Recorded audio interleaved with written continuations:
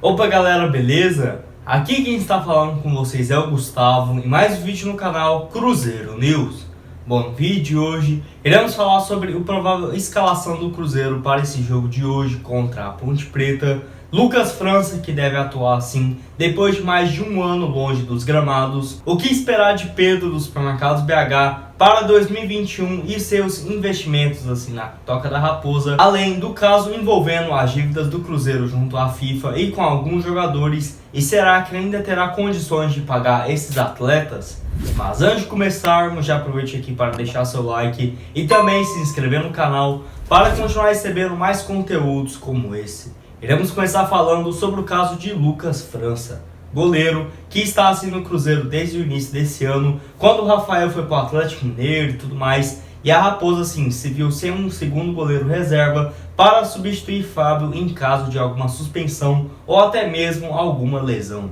que realmente foi isso que aconteceu, onde no último jogo o goleiro sofreu seu terceiro cartão amarelo e não está disponível para o jogo de hoje contra a Ponte Preta. E bom, em entrevistas recentes, até mesmo o técnico Filipão afirmou que é bem provável que Lucas França seja o titular para essa partida, que ainda teria que ver algumas coisas com o preparador de goleiro para decidir assim se Lucas França ou Vitor Eudes serão o titular nessa partida de hoje. E bom, o último jogo que Fábio não esteve presente foi na vitória por 3-0 contra a Patrocinense, quando o goleiro assim não quis jogar porque estava sendo poupado para a sequência do Campeonato Brasileiro e tudo mais. Naquela ocasião, Vitor Eudes, que foi o titular da partida, inclusive jogou muito bem. E falando sobre Lucas França, ele que possui seus 24 anos de idade e no ano passado ficou emprestado durante toda a temporada para o Ceará, onde chegou por lá em meados de março e atuou somente em uma partida no ano de 2019. E bom, ele que ainda jogou pelo Cruzeiro lá em 2016, quando o Fábio se lesionou, ele atuou em 3 partidas, sendo 2 empates contra o Corinthians e o Curitiba, que ele defendeu algumas bastante interessantes, além da vitória diante o Figueirense. E bom, desde então, ele foi emprestado ao Estoril Praia de Portugal e por lá, inclusive, na temporada de 2018 e até o início de 2019, jogou em 7 oportunidades. E vocês, acham interessante assim Lucas França ser o titular para o jogo de hoje? Deixe aqui a sua opinião e a análise nos comentários. Temos que falar também sobre a provável escalação para esse duelo contra a Ponte Preta, onde Filipão, como eu já disse anteriormente, não contará assim com Fábio e ainda tem outro jogador experiente que ele não poderá contar, que é no caso de Rafael Sobis. Ele que sofreu assim seu terceiro cartão amarelo no empate diante o Avaí na última sexta-feira, e é bem provável que dê lugar ou para Marcelo Moreno ou para o Arthur Kaique. Na lateral esquerda, que Filipão até que enfim terá a volta do Matheus Pereira, que ficou suspenso no último jogo contra o Avaí e realmente deu para sentir a falta que o lateral faz nesse setor defensivo do Cruzeiro, onde Patrick Bray, que foi o titular, sofreu mais uma vez para marcar os adversários e pouco ajudou o Cruzeiro no setor ofensivo, principalmente na segunda etapa. Mas tirando isso, é bem provável que a escalação continue a mesma, tendo assim somente essa dúvida em relação ao ataque, onde Filipão, ainda no último jogo, deu uma entrevista falando assim que poderia escalar ou os 2 atacantes fixos, que seria assim Thiago ou Marcelo Moreno, além de Sassá, que ainda é mais uma opção, ou optar por colocar o Arthur Kaique, que apesar de ser um ponta, também atua centralizado. E é bem provável que realmente isso aconteça. Sendo assim, a provável escalação para o jogo de hoje contra a Ponte Preta terá Lucas França no gol, na lateral direita Raul Cáceres, a zaga composta mais uma vez por Manuel e Ramon, além de Matheus Pereira na lateral esquerda. Os 3 volantes, que assim podemos dizer, é Adriano e Jadson Silva um pouco mais recuado, Felipe Machado como um meia, na ponta direita mais uma vez Ailton, na esquerda William Potker e centralizado Arthur Kaique. E vocês, quanto que acham assim que ficará esse jogo de hoje contra a Ponte Preta? Deixe aqui a sua opinião e análise nos comentários. E bom, ao menos na minha opinião, o Cruzeiro que tem que focar assim em vencer essa partida, já que reanimaria assim para buscar esse acesso, principalmente após aquele empate ridículo no último jogo contra o Avaí, que agora estamos com 40 pontos na 10ª colocação, e o primeiro time que abre o G4, que é o Juventude, já possui seus 49 pontos somados. Ou seja, já pensou na ocasião que se o Cruzeiro perde e o Juventude, outro time da parte de cima da tabela, vença, o Cruzeiro ficaria assim com 12 pontos de diferença, faltando um pouco mais de 7 rodadas para o término da competição. Temos que falar também sobre algumas dívidas do Cruzeiro junto a jogadores e também a instituições de futebol. Bom, o Cruzeiro, que junto com o Sérgio Santos Rodrigues realmente conseguiu assim resolver bastante questões de dívida e tudo mais, conseguiram um bastante desconto em relação às dívidas que estavam impostas inicialmente. Mas enfim, meu intuito aqui não é criticar o Sérgio Santos Rodrigues e tudo mais, e sim principalmente as outras gestões que deixaram essa bomba na mão do presidente, que até na minha opinião nem tinha muito o que fazer. E bom, meu questionamento é se realmente o Cruzeiro terá condições e responsabilidade de pagar essas dívidas que tem feito contrato nos últimos meses. Só para se ter uma ideia, aquele caso envolvendo o atacante Fred, que o Cruzeiro concordou em pagar 25 milhões para o atacante a partir de fevereiro de 2022, sendo assim parcelado em 60 parcelas de 400 mil mensais. Enfim, valor que o atacante pedia antes era próximo dos 75 milhões, que claramente o Cruzeiro iria reduzir esse valor, mas até que teve uma grande redução. E tem que ver em relação assim, porque além de Fred, envolvendo outro jogador, tem também o Dodô, que aceitou assim receber cerca de 250 mil por mês durante 60 meses a partir de 2022, juntamente assim pesando essas duas dívidas, que eu tenho minhas dúvidas se o Cruzeiro realmente terá condições e disciplina para pagar. E bom, mais uma vez, esse caso de Dodô, que inicialmente ele cobrava algo próximo de 33 milhões de reais na justiça, e o Cruzeiro conseguiu reduzir para apenas 15 milhões. Outra dívida, essa bem mais elevada, é com a União, que o Cruzeiro tinha algo próximo de 370 milhões de reais e reduziu para 178 milhões. Valor assim que eu não tive muitas informações quando que será paga, mas é bem provável que seja ali próximo de 2022, até porque o Cruzeiro não tem muita garantia de que terá esses valores para pagar, principalmente pensando para a próxima temporada. E bom, esse valor que será pago assim mais uma vez nas primeiras parcelas, algo próximo dos 350 mil no primeiro ano, e a partir do segundo, só para se ter uma ideia, esse valor pode chegar até 1,5 milhão, partindo assim de 1.200.000 a 1,5 milhão de reais,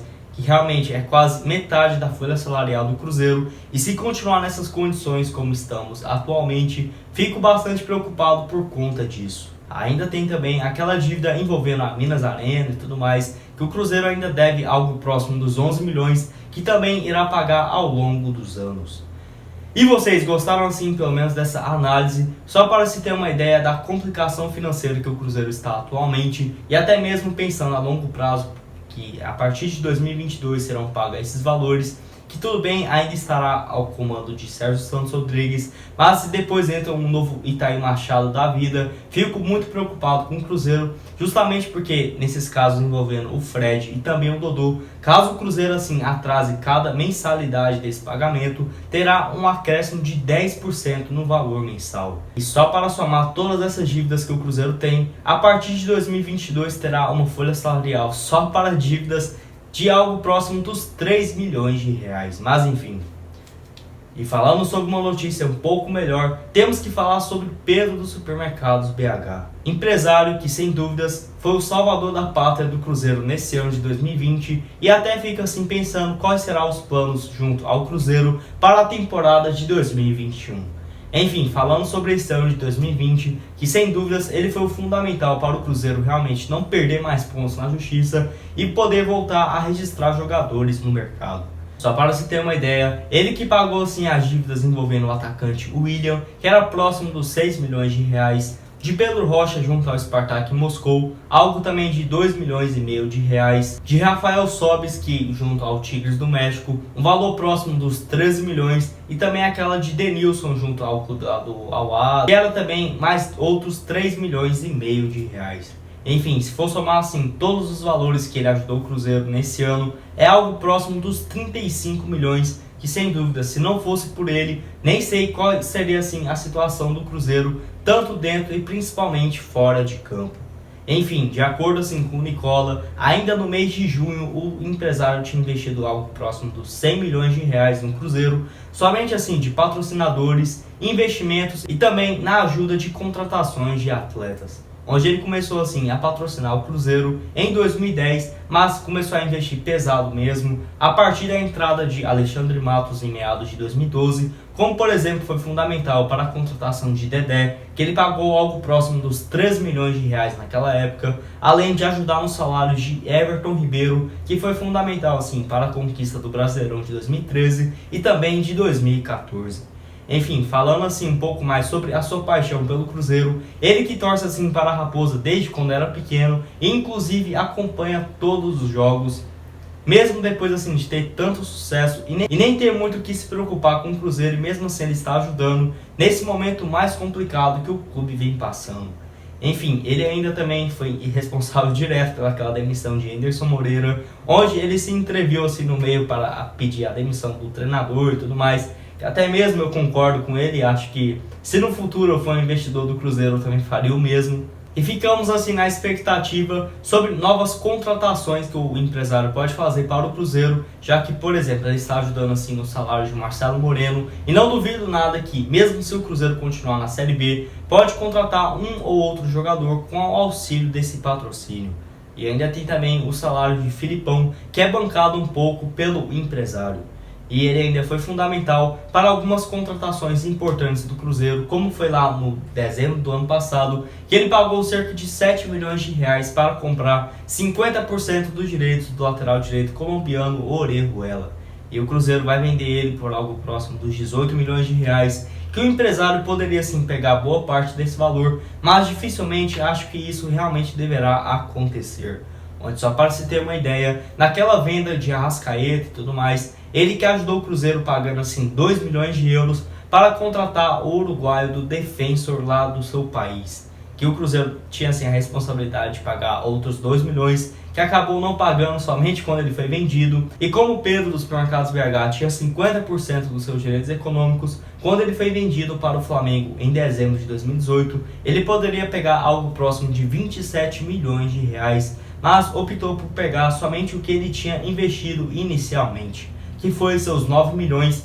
e que o Cruzeiro só irá pagar também essa dívida a partir de 2021. Enfim, ainda fico assim na expectativa dele ser o futuro presidente do Cruzeiro, já que nesse ano até que rolou alguns boatos que ele poderia se candidatar, mas por conta dessa péssima situação financeira do Cruzeiro, acho que ele ficou até um pouco receoso de assumir essa bagunça que estava e ainda está por aqui, sendo assim um apoiador principal de Sérgio Santos Rodrigues, que espero que lá em 2023, quando ele sair, possa entrar realmente um grande empresário e que mude assim o rumo do Cruzeiro, pensando também a longo prazo. E vocês acham assim que algumas contratações podem ser feitas, principalmente com o auxílio do empresário? Deixe aqui a sua opinião e análise nos comentários. Bom, esse foi o vídeo, espero que tenham gostado. Não esqueça de deixar seu like e também se inscrever aqui no canal. Muito obrigado a todos por terem assistido até aqui e até mais.